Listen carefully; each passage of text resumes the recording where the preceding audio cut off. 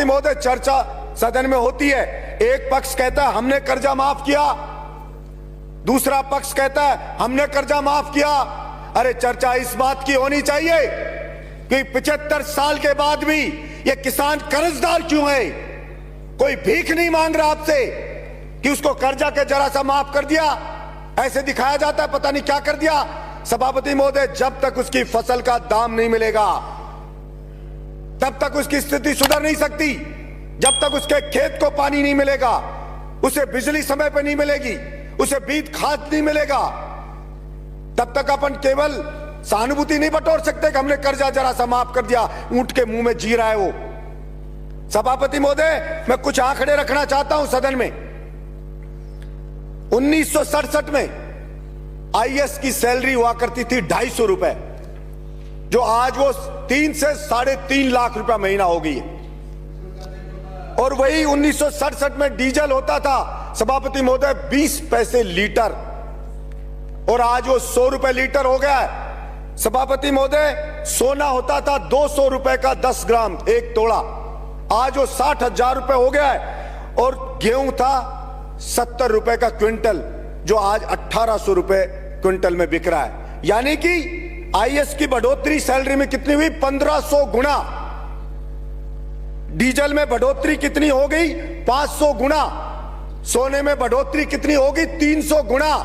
और किसान के गेहूं की फसल की कीमत कितनी बढ़ी? मात्र 25 गुना। अब कहां 1500 गुना और कहां 25 गुना। भला वो कैसे उसकी स्थिति सुधर सकती है?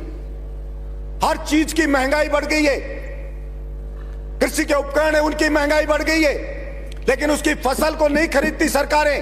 अब गेहूं पे 10% बढ़ाई है, 200 ये कह दिया कि 2110 रुपए। सभापति महोदय, हमारे मंत्री जी हैं, खुद किसान हैं, क्विंटल पर 1800 और 18,000 रुपया 1 बीघा पे आता है। मात्र 10 क्विंटल के लगभग गेहूं पैदा होता है, जो 1800 के हिसाब से बेचे तो 18,000 का वार, उसका खर्चा भी 18,000 आता है, पैदा भी 18,000 हो रहा है, तो उसकी स्थिति भला कैसे सुधरेगी?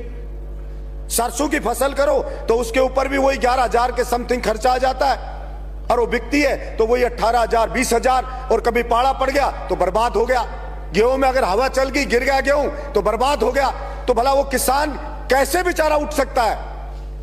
और सिर्फ बातें होती है किसान की, 6,000 दे दिया, कोई कहता है कर्जा दे दिया, कोई कहता है ये दे दिया, कोई कहता है थोड़ी सी बिजली दे देंगे, ये दे देंगे। मैं तो ये कहता हूं आप पूरा दाम ले लीजिए, मत दीजिए कुछ भी आप, लेकिन ये जो 1500 गुना बढ़ी आईएएस की सैलरी, या तो उस आईएएस की सैलरी को भी घटा के वही 25 गुना लिया हो आप। उस सैलरी को, उस किसान की जो बढ़ोतरी हुई है वहीं पे लिया उसकी को सैलरी को। अगर वो आईएएस नौकरी कर ले, और अगर आप में हिम्मत है किसी सरकार में कि घटा दे उस आईएएस की सैलरी, कहते किसान के बराबर रखेंगे, क्योंकि देश को आजाद इन किसानों ने कराया था। कोई आईएएस अंग्रेज भर्ती नहीं करे थे इंडिया के लोगों को, वो तो इन किसानों की बदौलत हो, इनके बच्चे फांसी पे लटके तब आईएएस बन रहे हम। लेकिन पॉलिसी बनती है तो वही आईएएस राय देते हैं सरकार को कि बजट नहीं है, किसान को पैसा नहीं दे सकते, किसान की फसल को नहीं खरीद सकते। मैं कहता हूं एमएसपी 2110 रुपए गेहूं की क्यों हो? इसकी एमएसपी उतनी करो ना जितनी उसकी गुजारा हो उसका, लेकिन उसमें कोई चर्चा नहीं होगी और कोई पैसा मिलेगा नहीं। और ये किसान सहन शक्ति है बेचारे की, सहन करे जा रहा सहन, ये उसकी ग्रेटनेस है कि वो सहन कह रहा है और मेरा देश महान कह रहा है। अब फौज में जाता था सभापति महोदय, उसका बेटा एक्सरसाइज करता था, फौज की भर्ती भी बंद कर दी है। पुलिस में जाता था सभापति महोदय, दौड़ भाग करता था, खेत में काम करता था, फिजिकल फिट होता है, मजबूत होता है, बहादुर होता है, दौड़ भाग करके पुलिस कांस्टेबल बन जाता था। कोई मिलिट्री में जाके, अब मिलिट्री का भी बंद, पुलिस कांस्टेबल में आईएएस जैसा पेपर पकड़ा देते हैं। उसकी फिजिकल फिटनेस को कोई देखते ही नहीं है। अब उसमें पेपर में कौन सेलेक्ट होता है? वही जो ट्रक चलाने वाला खरीद के 10 लाख मिलाया वो सेलेक्ट हो जाता है।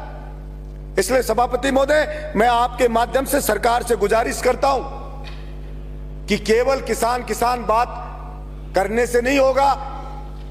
वास्तव में आज किसान को सबसे ज्यादा न्याय की जरूरत है, और उसके साथ हमें न्याय करना पड़ेगा। नहीं, वो किसान के बच्चे जो अंग्रेजों से लड़े थे, जिस दिन उसने ठान लिया उस दिन फिर आप सोचना क्या हाल होगा। इसलिए मैं समझता हूं उठा उठा के फेंक देंगे और होगा क्या? मूली की तरह पाड़ पाड़ के फेंक देंगे आपको। और क्या होगा? ये होगा। इसलिए कभी कभी उस किसान की हिम्मत को ना ललकारे सरकार कि वो लड़ नहीं सकता या अपना हक हासिल नहीं कर सकता। वो तो अपने देश में आस्था रखता है, तो सहन करे जा रहा है। और ये सभापति महोदय, मैं बात करूंगा जैसे आवारा पशुओं की, ये एक बड़ा आंदोलन इन आवारा पशुओं के लिए भी होगा।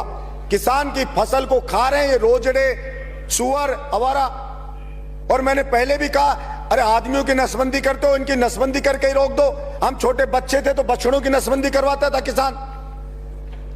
आवारा ये जो नंदी है उनकी नसबंदी कर दो। और गाय को अगर सच में बचाना चाहते हो, आप गौशाला में अनुदान देते हो, किसान को दो ना अनुदान कि वो घर पे गाय को पाले। हम अनुदान देंगे तो किसान की स्थिति भी सुधरेगी और हमारी गाय माता भी बचेगी। Thank you. लेकिन किसान को तो देना नहीं चाहते, क्योंकि सब जानते हैं अगर उसके पास, अगर उसकी रोटी पेट में आ गई, उसको थोड़ा जीने का मिल गया तो सोचने लग जाएगा वो कि कौन क्या कर रहा है। वो आईएएस हजारों करोड़ रुपए खा रहे, फिर भी 1500 गुना सैलरी बढ़ा रहे हो। जाके देखो एक आईएएस बनता है तब क्या घर होता है उसका, और 5 साल बाद देखो उसके बच्चे मर्सिडीज में घूमते हैं, विदेश में पढ़ते हैं। क्या कभी सरकार ने पूछा है कि कहां से आ गया है पैसा?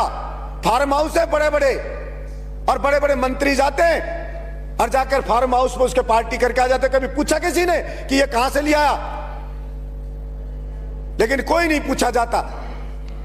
इसलिए मैं आशा रखता हूं कि किसान के ऊपर रियल में कोई उसकी दशा सुधारने पर निर्णय होगा। धन्यवाद सभापती महोदय। तर मित्रांनो, तुम्ही व्हिडिओ बघितला असेल आणि नक्कीच समजलं असेल की कशा प्रकारे त्यांनी विचार मांडलेले आहेत। जे विचार मांडलेले आहेत ते तुम्हाला आवडले की नाही आवडले हे कमेंट बॉक्समध्ये लिहायला विसरू नका। आणि जर व्हिडिओ आवडला असेल तर लाईक करा, आणि जर कोणी नवीन चॅनलवर आला असेल तर पहिले सबस्क्राइब करून ठेवा, जेणेकरून असेच व्हिडिओ तुमच्यापर्यंत वेळोवेळी पोहोचत राहतील। तर चला मित्रांनो, पुढच्या व्हिडिओमध्ये भेटूयात। व्हिडिओ बघितल्याबद्दल धन्यवाद। जय हिंद, जय महाराष्ट्र।